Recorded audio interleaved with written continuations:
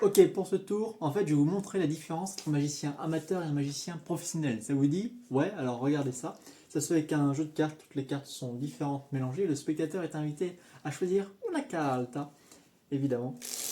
Il regarde la carte, il la mémorise. Il ne l'oublie surtout pas. Ok, j'espère que vous l'avez bien vu. On repère la carte à peu près dans le milieu du jeu. Ok, ça n'a pas vraiment d'espèce d'importance. Et voilà, déjà, il y a une différence entre l'amateur et le professionnel dans le mélange des cartes. Comment un magicien amateur mélange pour perdre une carte et le VS versus le professionnel. L'amateur, lui, il va faire des petites coupes comme ça.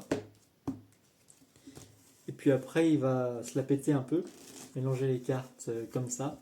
Et faire des coupes un peu, ou alors en main d'ailleurs. Tac,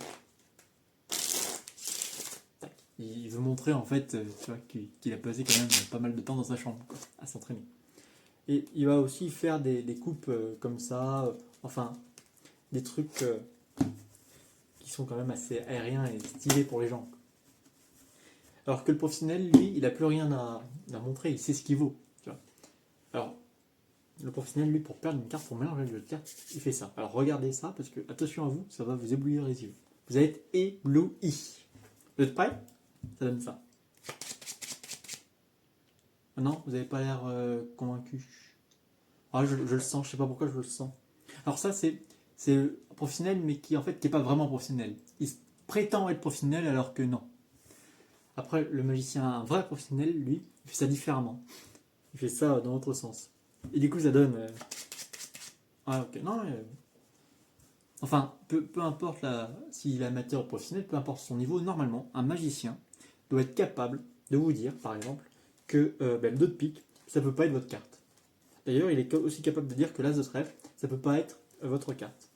Parce que pour retrouver votre carte, il faut prendre une carte indicatrice. Ici, en l'occurrence, on va prendre le 3 de carreau. On fait 1, 2, 3. Pour la première fois, quel était le nom de votre carte? J'espère de tout mon cœur, enfin, carreau, que c'était le 2 de pique.